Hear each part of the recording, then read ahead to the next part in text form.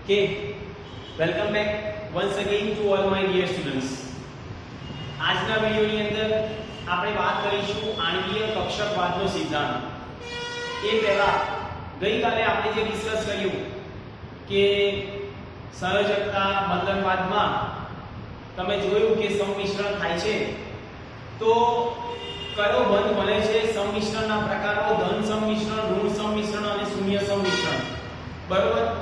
જેમ કે VSCP એટલે કે આપણે એવું કહીએ સંયોજકતા બંધનવાદના સિદ્ધાંતના આધારે અણુનો ભૌમિતિક આકાર નક્કી કરવામાં આવ્યો. જેમ કે મિથેન હોય તો સમચતુષ્ફલકીય, એમોનિયા હોય તો પિરામિડલ અને પાણી H2O હોય તો વળેલો આકાર. બરોબર. ત્યારબાદ આપણે એવું ડિસ્કસ કર્યું કે ભાઈ સિગ્મા બંધ અને પાઈ બંધ કેવી રીતે સંમિશ્રણ થાય છે. તો સિગ્મા બંધની અંદર આપણે વાત કરી કે છેડા છેડાઓનું સંમિશ્રણ થાય છે અને જેની અંદર સંમિશ્રણની માત્રા વધારે પ્રમાણમાં હોય તો એના દ્વારા જે બંધ બને એ પ્રબળ બંધ કહેવાય. જ્યારે પાઈ બંધની અંદર એવું કહેવાય કે અક્ષને એકબીજાને સમાંતર અને અક્ષને લંબરૂપે એટલે કે બાજુ બાજુનું સંમિશ્રણ થતું હોય અને એના દ્વારા જે બંધ બને તેને આપણે પાઈ બંધ કહીએ છીએ. પણ એવું પણ કહ્યું કે સિગ્મા બંધ એ પાઈ બંધ કરતાં વધુ પ્રબળ છે કારણ કે તેમાં સંમિશ્રણની માત્રા વધારે છે. બરોબર. આ બધું આપણે ડિસ્કસ કર્યું. હવે આજે આપણે વાત કરવા જઈ રહ્યા છે આણ્વીય કક્ષકવાદનો સિદ્ધાંત. મોસ્ટ ઇમ્પોર્ટન્ટ છે. દરેકનું ધ્યાન અહીંયા આણ્વીય કક્ષકવાદ નો સિદ્ધાંત. બરોબર. મોલેક્યુલર ઓર્બિટલ થિયરી જેને આપણે શોર્ટ ફોર્મમાં કહીએ MOT. ક્લિયર. સૌપ્રથમ કયા વૈજ્ઞાનિકે આણ્વીય કક્ષકવાદનો સિદ્ધાંત આપ્યો તો એ આપણને બેટા ખબર હોવી જોઈએ કે આણ્વીય કક્ષકવાદનો સિદ્ધાંત એવું કહીએ મુલિકન અને હુન્ડે રજૂ કર્યો. એટલે અહીંયા કહીએ મુલિકન અને હુન્ડ રજૂ કર્યો. બરાબર છે. પહેલો તેમાં આપણે કહ્યું કે આણ્વીય કક્ષક એટલે અણુની આણ્વીય કક્ષકનું વર્ણન પરમાણુની પરમાણ્વીય કક્ષકને સમાન હોય છે. એટલે અહીંયા એવું કહ્યું કે અણુની આણ્વીય કક્ષકનું વર્ણન અણુની આણ્વીય કક્ષકનું વર્ણન કોના જેવું હોય છે તો પરમાણુની પરમાણ્વીય કક્ષક જેવું જ હોય છે. અહીંયા લખીએ પરમાણુની પરમાણ્વીય કક્ષક જેવું હોય છે. બરોબર. ત્રીજો પોઈન્ટ એવો પણ કયો કે પરમાણુના ઇલેક્ટ્રોન ની ગોઠવણી જેમ પરમાણ્વીય કક્ષકોમાં થાય છે તેમ અણુમાં રહેલા ઇલેક્ટ્રોનની ગોઠવણી આણ્વીય કક્ષકોમાં થતી હોવી જોઈએ. જેમ કે પરમાણ્વીય કક્ષક કઈ હતી તો S P D અને F. બરોબર છે. તો એ આપણે જોઈએ કે એવું લખીએ પરમાણુના ઇલેક્ટ્રોન પરમાણ્વીય કક્ષકોમાં ગોઠવાય છે. પરમાણુમાં રહેલા ઇલેક્ટ્રોન પરમાણ્વીય કક્ષક જેવા કે S P D અને F માં ગોઠવાય છે. બરાબર. તેવી જ રીતે એવું કહીએ કે તેવી જ રીતે અણુના ઇલેક્ટ્રોન આણ્વીય કક્ષકોમાં ગોઠવાતા હશે. તેવી જ રીતે અણુમાં રહેલા ઇલેક્ટ્રોન આણ્વીય કક્ષકમાં ગોઠવાય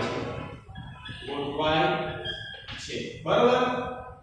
ત્યારબાદ એવું કહેવાય કે આણ્વીય કક્ષકોમાં ગોઠવાય તો પરમાણુના કેન્દ્રની આજુબાજુ ઇલેક્ટ્રોન સંભાવના વિતરણ પરમાણ્વીય કક્ષક દ્વારા દર્શાવવામાં આવે છે. એટલે પરમાણુ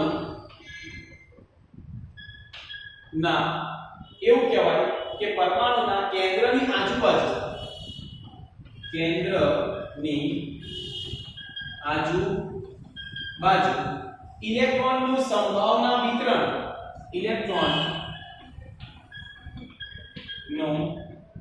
સંભાવના વિતરણ એવું કહીએ કે પરમાણુય કક્ષક દ્વારા દર્શાવાય છે. પરમાણુય કક્ષક દ્વારા દર્શાવાય છે. બરોબર છે. તો તે જ પ્રમાણે અણુના કેન્દ્ર તેવી જ રીતે અણુના કેન્દ્રની હવે અણુના કેન્દ્રના સમૂહની આજુબાજુ ના સમૂહની આજુબાજુ ઇલેક્ટ્રોનનું સંભાવના વિતરણ, ઇલેક્ટ્રોનનું સંભાવના વિતરણ આણ્વીય કક્ષક દ્વારા દર્શાવાય છે. બરોબર. તો આણ્વીય કક્ષક દ્વારા દર્શાવાય છે. બરોબર. એટલે આ પણ આપણને ખબર હોવી જોઈએ. અને છેલ્લો પોઈન્ટ એવું પણ કહીએ કે આણ્વીય કક્ષકોમાં ઇલેક્ટ્રોનની ગોઠવણી આફબાઉ, પાઉલી અને હુન ના નિયમના આધારે કરવામાં આવે છે. બરોબર. એટલે કહીએ કે આણ્વીય કક્ષકોમાં ઇલેક્ટ્રોનની ગોઠવણી, ઇલેક્ટ્રોનની ગોઠવણી કયા કયા? તો આફબાઉ, પાઉલીનો નિયમ અને હુનના નિયમના આધારે કરવામાં આવે છે. આફબાઉ નો નિયમ, પાઉલી નિષેધન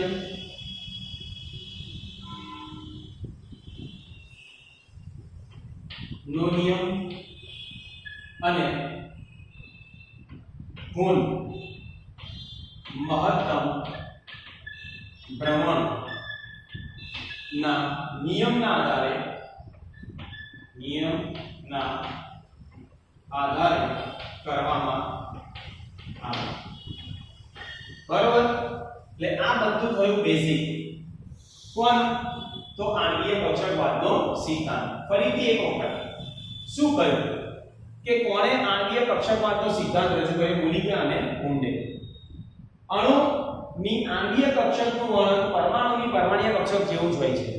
એટલે એવું કહ્યું કે જેમ પરમાણુમાં રહેલા ઇલેક્ટ્રોનની ગોઠવણી પરમાણ્વીય કક્ષકોમાં થાય છે, તેવી જ રીતે અણુમાં રહેલા ઇલેક્ટ્રોનની ગોઠવણી આણ્વીય કક્ષકોમાં થતી હોય છે. પરમાણુના કેન્દ્રની આજુબાજુ ઇલેક્ટ્રોનની સંભાવના વિતરણ પરમાણ્વીય કક્ષક દ્વારા દર્શાવાય, જ્યારે અણુમાં આણ્વીય કક્ષક દ્વારા દર્શાવવામાં આવે છે.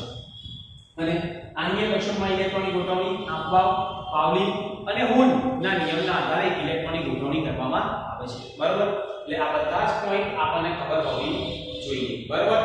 એના પછી આપણે જોઈશું કે આણ્વીય કક્ષકવાદના મહત્વના ગુણધર્મો, એટલે તો મુદ્દાઓ. ચલો, આણ્વીય કક્ષકના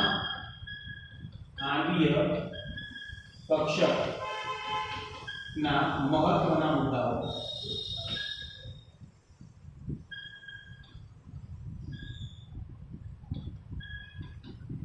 બરોબર.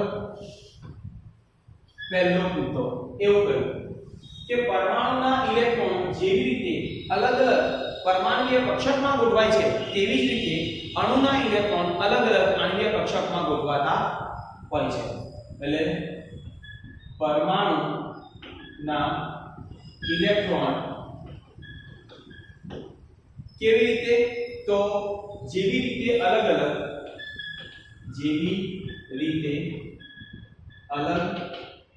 અલગ પરમાણુય કક્ષકમાં ગોઠવાય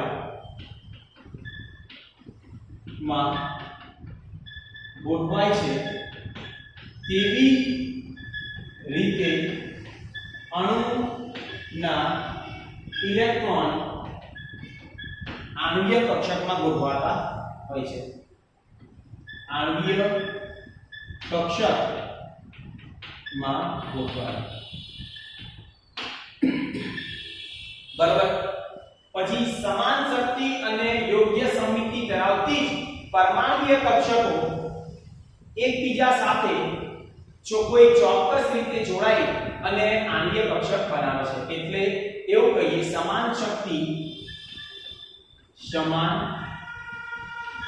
શક્તિ અને યોગ્ય સમમિતિ ધરાવતી પરમાણુય કક્ષકો એકબીજા સાથે એવું કહેવાય કે એકબીજા સાથે કોઈ ચોક્કસ રીતે જોડાય, એકબીજા સાથે કોઈ ચોક્કસ રીતે જોડાય અને આણ્વીય કક્ષક આપે છે. બરાબર. આણ્વીય કક્ષક આપે. ક્લિયર? યોગ્ય સમમિતિ હોય છે. પરમાણુય કક્ષકમાં રહેલા ઇલેક્ટ્રોન ફક્ત એક જ કેન્દ્ર અસર હેઠળ હોય છે. એટલે શું કહેવાય? પરમાણુય કક્ષકમાં રહેલા ઇલેક્ટ્રોન ફક્ત એક જ કેન્દ્ર અસર હેઠળ હોય છે. અસર હેઠળ હોય છે. જ્યારે અણુમાં એટલે કે આણ્વીય કક્ષકમાં રહેલા ઇલેક્ટ્રોન આણ્વીય કક્ષકમાં રહેલા ઇલેક્ટ્રોન બહુ કેન્દ્રીય અસર હેઠળ હોય છે. બહુ કેન્દ્ર અસર હેઠળ હોય છે.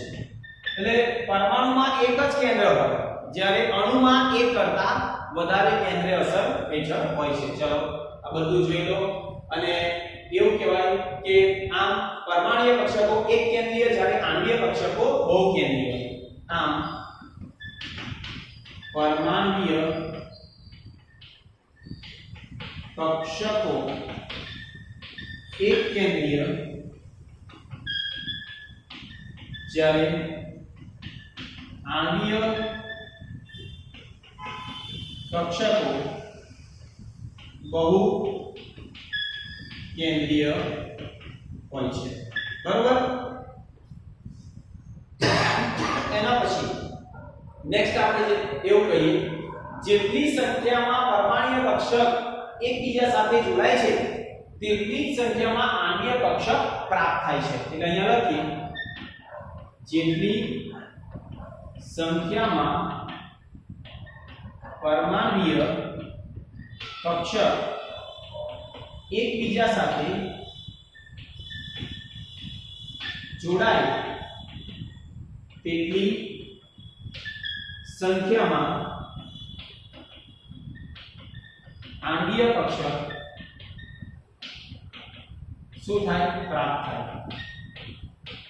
જેમાં અડધા ઇલેક્ટ્રોન બંધકારક એટલે કે અડધા ઇલેક્ટ્રોનની સંખ્યા આણ્વીય કક્ષક બંધકારક આણ્વીય કક્ષક કહેવાય અને અડધા ઇલેક્ટ્રોન બંધ પ્રતિકારક આણ્વીય કક્ષકમાં ગોઠવાય છે. જેમાં અડધા ઇલેક્ટ્રોન બંધકારક આણ્વીય કક્ષક બંધકારક આણ્વીય કક્ષક અને અડધા ઇલેક્ટ્રોન બંધ પ્રતિકારક આણ્વીય કક્ષકમાં ગોઠવાય છે. આણ્વીય કક્ષકમાં ગોઠવાય છે. અને છેલ્લો પોઈન્ટ આપણે એવો પણ કહીએ જે તે પરમાણુય કક્ષક જોડાય પ્રાપ્ત થતી બંધકારક આણ્વીય કક્ષકની ઊર્જા બંધ પ્રતિકારક આણ્વીય કક્ષકની સરખામણીમાં ઓછી હોય છે. બરાબર. એટલે બંધકારક આણ્વીય કક્ષકની ઊર્જા બંધ પ્રતિકારક આણ્વીય કક્ષક કરતા ઓછી હોય છે. સમજાવું છું આ બધું જ. ફક્ત અહીંયા આ એક ટોપિક થઈ ગયો આણ્વીય કક્ષકવાદનો સિદ્ધાંત બેઝિક. તમને કોઈ એવું પૂછે કે આણ્વીય કક્ષકવાદનો સિદ્ધાંત સમજાવો તો કોણે આપ્યો? તો મુલિકર અને ગુંડે. અણુમાં એવું કહેવાય કે આણ્વીય કક્ષકનું વર્ણન પરમાણુ કક્ષક જેવું જ હોય છે, સમાન હોય છે. એવું કહ્યું કે જેમ પરમાણુમાં ઇલેક્ટ્રોન પરમાણ્વીય કક્ષકોમાં ગોઠવાય છે, જેમ કે sp2 તેવી જ રીતે અણુમાં રહેલા ઇલેક્ટ્રોન આણ્વીય કક્ષકોમાં ગોઠવાતા હોય છે. પરમાણુના કેન્દ્રની આજુબાજુ ઇલેક્ટ્રોનની સંભાવના વિતરણ પરમાણ્વીય કક્ષક દ્વારા દર્શાવાય છે. તેવી જ રીતે અણુની આજુબાજુ આણ્વીય કક્ષક દ્વારા દર્શાવવામાં આવે છે ઇલેક્ટ્રોન વિતરણ. આણ્વીય કક્ષકમાં ઇલેક્ટ્રોનની ગોઠવણી આફબાઉ, પાઉલી અને હુડના નિયમના આધારે કરવામાં આવે છે, જે આપણે જોઈશું પ્રેક્ટિકલી પછી. બરાબર? ત્યારબાદ આપણે કયું મહત્વના મુદ્દાઓ? તો પહેલો મુદ્દો એવો કયો કે જેમ પરમાણુના ઇલેક્ટ્રોન જેવી રીતે અલગ અલગ પરમાણ્વીય કક્ષકોમાં ગોઠવાય છે, તેવી જ રીતે અણુના ઇલેક્ટ્રોન અલગ અલગ આણ્વીય કક્ષકમાં ગોઠવાતા હશે. બીજું, સમાન શક્તિ અને યોગ્ય સમમિતિ ધરાવતી જ પરમાણ્વીય કક્ષકો એકબીજા સાથે જોડાઈને આણ્વીય કક્ષક બનાવે છે. બરાબર? પરમાણ્વીય કક્ષકમાં રહેલા ઇલેક્ટ્રોન ફક્ત એક જ કેન્દ્ર અસર હેઠળ હોય છે, જ્યારે આણ્વીય કક્ષકમાં રહેલા ઇલેક્ટ્રોન બહુકેન્દ્રીય અસર હેઠળ હોય છે. જેટલી સંખ્યામાં પરમાણ્વીય કક્ષકો એકબીજા સાથે જોડાય છે, તેટલી જ સંખ્યામાં આણ્વીય કક્ષકો ઉત્પન્ન થાય છે. બરાબર? જેમાં અડધા ઇલેક્ટ્રોન બંધકારક આણ્વીય કક્ષકમાં ગોઠવાય અને અડધા ઇલેક્ટ્રોન બંધ પ્રતિકારક આણ્વીય કક્ષકમાં ગોઠવાય છે. અને એમાં એવું કહ્યું કે આ બંધકારક આણ્વીય કક્ષકની ઊર્જા બંધ પ્રતિકારક આણ્વીય કક્ષક કરતા ઓછી હોય છે. એટલે પહેલો ઇલેક્ટ્રોન શેમાં ભરાશે? ઓછી ઊર્જાવાળી, એટલે કે બંધકારક આણ્વીય કક્ષકમાં. બરાબર? એટલે આટલું તમારે પહેલા તો ખબર હોવી જોઈએ. બંધકારક કોને કહેવાય? બંધ પ્રતિકારક. અબંધકારક નથી બોલતો, હું શું બોલું છું? બંધ પ્રતિકારક આણ્વીય કક્ષક. ચલો આ નોટ ડાઉન કરી લો, પછી આપણે આગળ જોઈએ છીએ. ઓકે?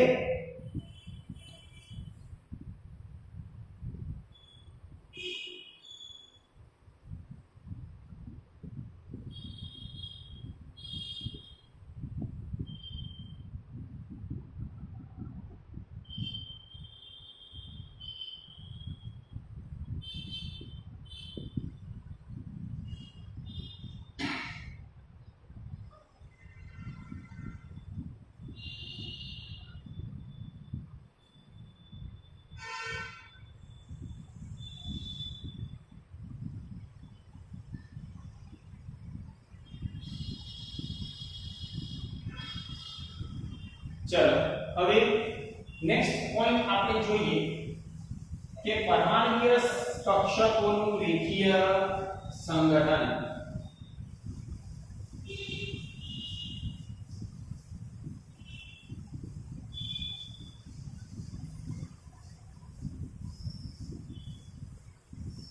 કે નેક્સ્ટ પોઈન્ટ આપણને આપ્યો પરમાણુ કક્ષકોનું રેખીય સંગઠન.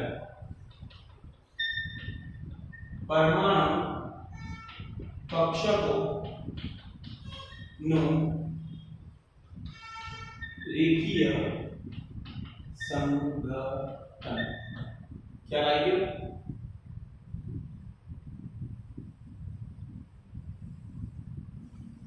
અહીંયા LCA2 પણ કહેવાય. હવે પહેલો પોઈન્ટ તો આપણે એવો કહીએ કે તરંગયંત્ર શાસ્ત્ર અનુસાર એવું માનવામાં આવે છે કે આણ્વીય કક્ષકની રચના જે બે પરમાણુ વચ્ચે બંધ રચાતો હોય તેમના સ્વીકાર્ય તરંગ વિધેયના એક ઘાત સંચય જેટલી હોય છે.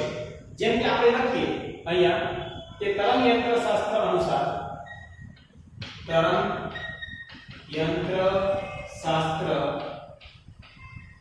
અનુસાર એવું કહ્યું કે આણ્વીય કક્ષકોની રચના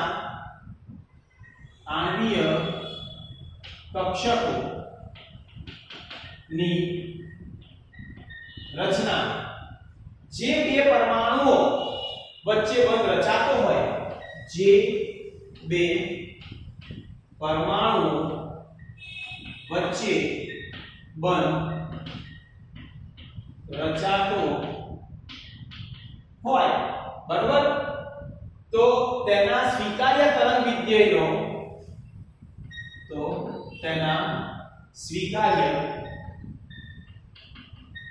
તરંગ વિધેય નો એવું કહેવાય એક ઘાત સંચય છે. એક ઘાત સંચય છે. જોઈએ આપણે આ શું કહેવા માંગે છે. દાખલા તરીકે અહીંયા એક્ઝામ્પલ લો કે હાઇડ્રોજન ના બે પરમાણુઓ જોડાઈને H2 અણુ બને છે. અહીંયા એક્ઝામ્પલ લો, દાખલા તરીકે જ્યારે બે હાઇડ્રોજન એવું કહેવાય પરમાણુએ બે હાઇડ્રોજન પરમાણુ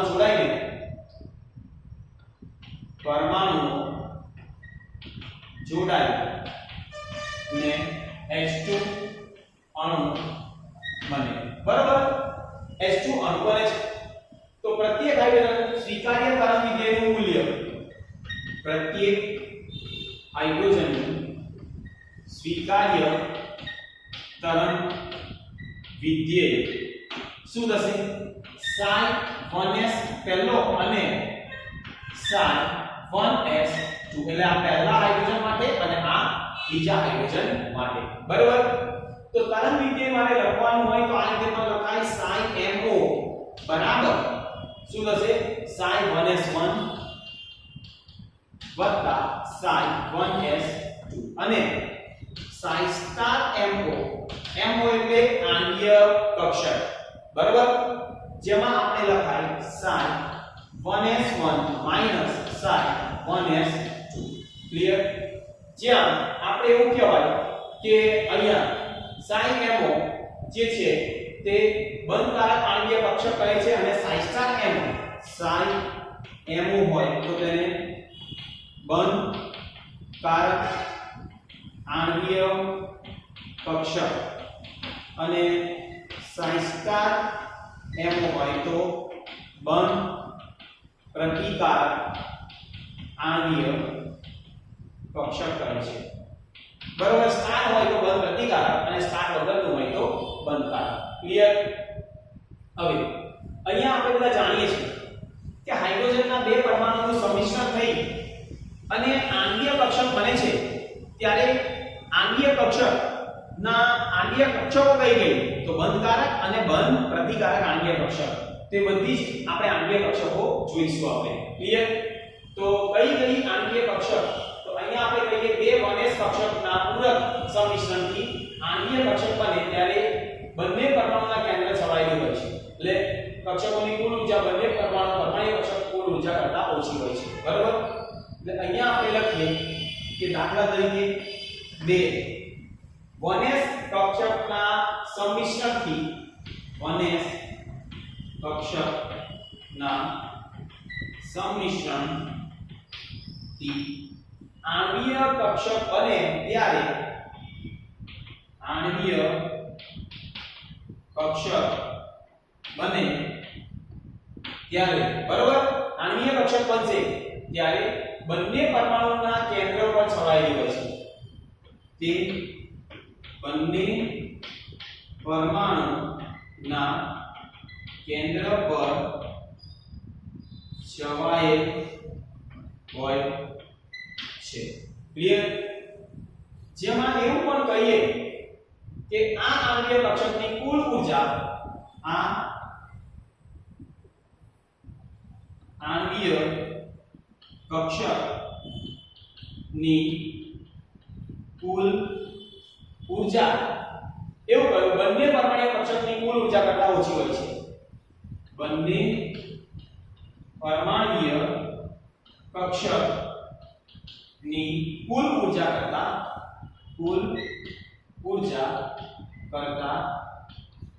ઓછી હોય છે. હવે જોઈએ આપણે જેમ કે તેને બંધકારક આંગીય કક્ષક કહે છે, તેને બંધકારક આંગીય કક્ષક કહે છે, બરાબર. ઓકે, તો આપણે અહીંયા જો વધારે હોય તો તેને બંધ પ્રતિકારક આણ્વીય કક્ષક. કેવી રીતે એને સ્ટ્રક્ચરને ડ્રો કરીશું? સૌપ્રથમ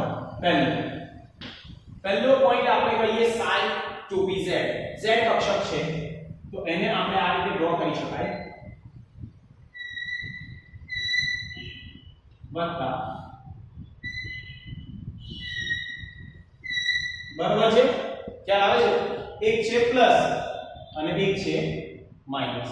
તેવી જ રીતે અહીંયા પ્લસ અને આ માઈનસ. આ કયું છે? 2pz. આ પણ 2pz. કક્ષકોનું સંમિશ્રણ થાય છે એટલે અહીંયા હું લખીશ psi 2pz1 અને psi 2pz2. ક્લિયર? બે હાઇડ્રોજન પરમાણુ છે અને અહીંયા જે બનશે તે શું બનશે? તો બંનેનું સંમિશ્રણ થયું એટલે આ રીતે બંનેનું સંમિશ્રણ થઈ અને આ રીતે બને છે. એટલે અહીંયા આ પ્લસ, આ માઈનસ અને આ માઈનસ. ક્લિયર? જેને psi mo શું કહીએ? psi mo, જેને આપણે કહેવાય સિગ્મા. બરાબર? અને 180 ડિગ્રી રોટેશન કરીએ તો એનું એ પાછું આપણને મળે. ક્લિયર? આપણને ઓકે. સેકન્ડ ધ્યાન આપજો. સેકન્ડ આપણને એવું કર્યું ફરીથી psi અહીંયા psi 2pz1 માઈનસ અહીંયા પ્લસ અને અહીંયા માઈનસ. બરાબર? એના જેવું છે.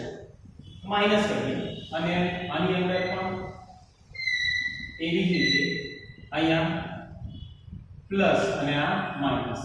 આ પણ છે psi 2pz અને 2. બરાબર? તો બંનેની અંદર શું થશે? તો અહીંયા તમે જુઓ આ રીતે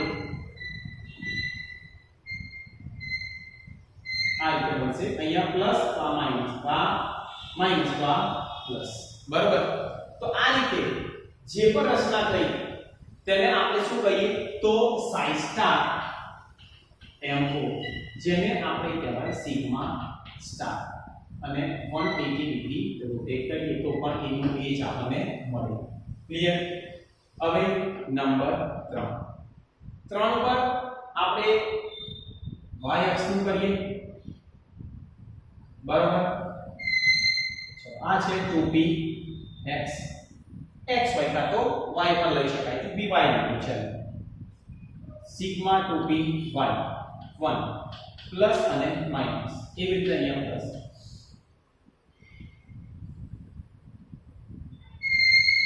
બરાબર? પ્લસ અને માઈનસ. સિગ્મા 2py આ સેકન્ડ. ક્લિયર? તો આ બેનું જ્યારે સંમિશ્રણ થાય તો શું બનશે? પ્લસ અને આ પ્લસ છે અને આ માઈનસ છે. અને કેટલું રોટેશન? 180 ડિગ્રી. 180 ડિગ્રી રોટેટ કરીએ તો psi આની અંદર આપણને શું મળશે? mo અને કયો બંધ મળે? પાઈ. બરાબર? અને હવે નંબર 4 કરીએ જેમાં માઈનસ કરીએ. ચાલો પ્લસ માઈનસ અહીંયા પ્લસ માઈનસ અહીંયા લખીએ psi 2py1 પહેલા હાઇડ્રોજન, psi 2py2 બીજા હાઇડ્રોજન. તો આપણને શું મળશે અહીંયા? તો આની અંદર કોઈ સંમિશ્રણ થશે નહીં એટલે અહીંયા પ્લસ. બરાબર? આ પ્લસ તો આ માઈનસ. એવી રીતે આ માઈનસ તો આ પ્લસ અને આ 180 ડિગ્રી. અને અહીંયા મળ્યો psi સ્ટાર mo, જેમાં બંધ બન્યો પાઈ સ્ટાર. ક્લિયર? એટલે આપણને જ્યારે કોઈ પણ આ રેખીય સંગઠન જે છે ને એમાં એવું સમજાવે છે કે આણ્વીય કક્ષકો કઈ કઈ. તો અહીંયા 4 આણ્વીય કક્ષક બની ગયા. સિગ્મા, સિગ્મા સ્ટાર, પાઈ અને પાઈ સ્ટાર. આ સ્ટાર વાળા જે છે તેને બંધ પ્રતિકારક આણ્વીય કક્ષક કહેવાય અને સ્ટાર વગરના જે છે તેને બંધકારક આણ્વીય કક્ષક આપણે કહીએ છીએ. ક્લિયર? એટલે આણ્વીય કક્ષકો કેટલી? 4. જેવી રીતે પરમાણ્વીય કક્ષક કઈ હતી? s p d f. એવી રીતે આણ્વીય કક્ષક સિગ્મા, સિગ્મા સ્ટાર, પાઈ અને પાઈ સ્ટાર. બરાબર? આપણે ભણી ગયા કે જ્યારે pz pz આજુબાજુનું સંમિશ્રણ થાય તો સિગ્મા બંધ બને અને એવું કહેવાય, સોરી, છેડા છેડાનું અને બાજુ બાજુનું સંમિશ્રણ થાય તો શું બને? પાઈ બને. બરોબર? તો આ આપણને ખબર હોવી જોઈએ. ચલો જોઈ લો બધું એક વખત.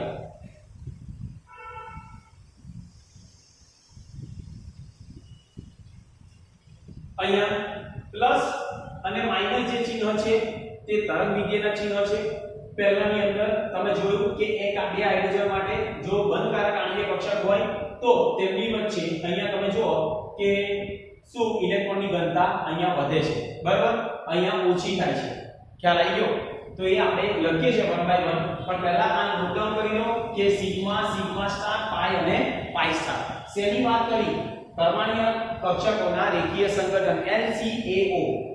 કયું? તરંગ વિદ્યુત યંત્રશાસ્ત્રના અનુસાર આણ્વીય કક્ષકની રચના બે પરમાણુના પરમાણ્વીય કક્ષક રચાતા હોય તો તેમના શું એક ઘાત સંચય જેટલો હોય છે. તરંગ વિદ્યુત બે પરમાણુ લઈ લીધા. તરંગ વિદ્યુત Psi1s1, Psi1s2, Psi-MO, Psi-MO star. તો Psi-MO હોય તો બંધકારક આણ્વીય, Psi સ્ટાર હોય તો બંધ પ્રતિકારક આણ્વીય કક્ષક. બરાબર? બધું જ આપણે જોયું. ક્લિયર? નોટ ડાઉન કરી લો. ચલો ફટાફટ.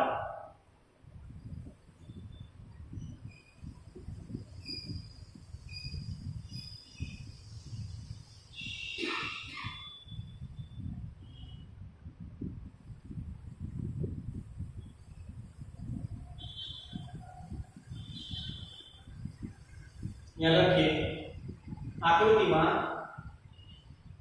आडी रेखा બંધ કરી છે. आकृतिમાં आडी रेखा બંધ કરી છે. બરાબર?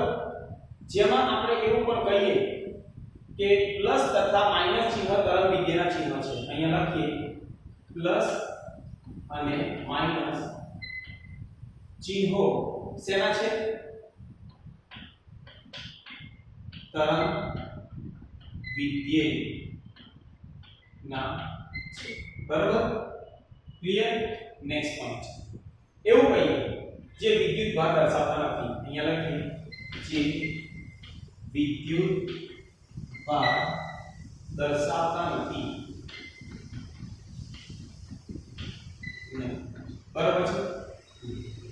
એવું કહેવાય કે એક અને બી માં દલી ભ્રમણ 180 ના કોણ કરતા પ્લસ અને માઈનસ ચિહ્ન બદલાતા નથી. એટલે એ અને બે માં એવું કહ્યું કે 180 એટલે કે પ્લસ અને માઈનસ ચિહ્નના સ્થાન બદલાતા નથી. 180 ડિગ્રી નું ભ્રમણ કરતા પ્લસ અને માઈનસ ચિહ્નો ના સ્થાન બદલાતા નથી. બરાબર છે? આ આણ્વીય કક્ષકને સિગ્મા દ્વારા દર્શાવવામાં આવે અને આ આણ્વીય કક્ષક ને સિગ્મા દ્વારા દર્શાવવામાં આવે છે. બરાબર? ચલો સિગ્મા. ત્યારબાદ બીજું કયું? A માં બે કેન્દ્ર વચ્ચે ઇલેક્ટ્રોન સંભાવના વધુ હોવાથી A એટલે કે 1 માં બે કેન્દ્ર વચ્ચે ઇલેક્ટ્રોન ની સંભાવના વધુ હોવાથી તેને તમે જો સંભાવના વધુ હોવાથી આ પ્રકારની આણ્વીય કક્ષકને બંધકારક આણ્વીય કક્ષક કહે છે. સંભાવના વધારે છે એટલે આ પ્રકારની આણ્વીય કક્ષકને બંધકારક આણ્વીય કક્ષક કહે. બેમાં બે કેન્દ્ર વચ્ચે ઇલેક્ટ્રોનની સંભાવના બે કેન્દ્રો વચ્ચે ઇલેક્ટ્રોનની સંભાવના ઓછી હોવાથી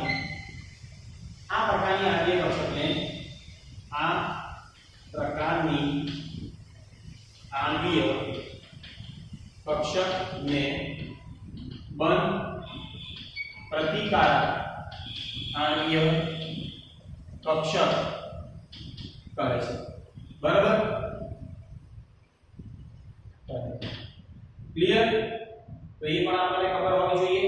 સી અને ડી માં પણ તમે જુઓ કે જેને આપણે બંધકારક અને બંધ પ્રતિકારક જેને આપણે દર્શાવીએ સિગ્મા સ્ટાર. આ સિગ્મા. બરાબર છે? એટલે એ પણ આપણને ખબર હોવી જોઈએ. તો 180 ના કોણથી ભ્રમણ તરંગ વિદ્યુત ચિહ્નના સ્થાન બદલાય છે. એટલે એવું કહેવાય કે 3 અને 4 માં 180 ડિગ્રીનું ભ્રમણ કરતા પ્લસ અને માઈનસ ચિહ્નના સ્થાન બદલાય છે. બરાબર છે? અને આ આણ્વીય કક્ષકને પાઈ દ્વારા દર્શાવવામાં આવે છે. અને આ આણ્વીય કક્ષકને પાઈ દ્વારા દર્શાવાય છે. એક પાઈ અને એક સિગ્મા. બરાબર? એટલે એ રીતે આપણે એવું કહીએ કે 3 માં બે કેન્દ્ર વચ્ચે ઇલેક્ટ્રોન સંભાવના વધુ હોવાથી 3 માં બે કેન્દ્રો વચ્ચે ઇલેક્ટ્રોન ની સંભાવના વધુ હોવાથી આ પ્રકારની આણ્વીય કક્ષકને આ પ્રકારની આણ્વીય કક્ષકને બંધકારક આણ્વીય કક્ષક જેને પાઈ કહે છે. બરાબર? અને આપણે એવું કહેવાય કે બે કેન્દ્ર વચ્ચે ઇલેક્ટ્રોન ઘટતી હોવાથી બંધ પ્રતિકારક આણ્વીય કક્ષક કહે છે. એટલે 4 માં બે કેન્દ્રો વચ્ચે ઇલેક્ટ્રોન ની સંભાવના ઘટતી હોવાથી આ પ્રકારની આણ્વીય કક્ષક ને બંધ પ્રતિકારક આણ્વીય કક્ષક કહે છે. બંધ પ્રતિકારક આણ્વીય કક્ષક જેને પાઈ સ્ટાર કહે છે. ચાલો એટલે આ બધું બેટા આપણે જોયું ને, જેમાં શું ભણ્યા કે બંધકારક અને બંધ પ્રતિકારક. પહેલાની અંદર તમે જુઓ ઇલેક્ટ્રોનની ઘનતા વધારે છે તો બંધકારક, ઓછી છે તો બંધ પ્રતિકારક, વધારે છે તો બંધકારક અને ઓછી એટલે કે ઘટતી હોવાથી બંધ પ્રતિકારક. પણ કયા બંધ બન્યા? અહીંયા 180 ડિગ્રી રોટેશન કરો તો પ્લસ અને માઈનસ ચિહ્નો બદલાતા નથી, પણ અહીંયા શું થાય 180 કરો તો પ્લસ ઉપર નીચે માઈનસ આ પણ બદલાઈ જાય. બરાબર? એટલે આ જે વાત કરી એ શેની વાત કરી બેટા કે રેખીય સંગઠન વિશે. કોનું? આણ્વીય કક્ષક. તો આણ્વીય કક્ષકો ક્લિયર થઈ ગયું. કેટલી? તો 4. કઈ? બે બંધકારક અને બે બંધ પ્રતિકારક. બંધકારકમાં સિગ્મા અને પાઈ અને બંધ પ્રતિકારકમાં સિગ્મા સ્ટાર અને પાઈ સ્ટાર. બરાબર? તો આજના વિડિયો માટે આટલું ઇનફ. નેક્સ્ટ વિડિયોની અંદર આવી રીતે આપણે બંધ ક્રમાંકનું મૂલ્ય કેવી રીતે શોધવાનું આનો ઉપયોગ કરીને બરાબર એ બધું આપણે ભણીશું. Okay, so thank you very much.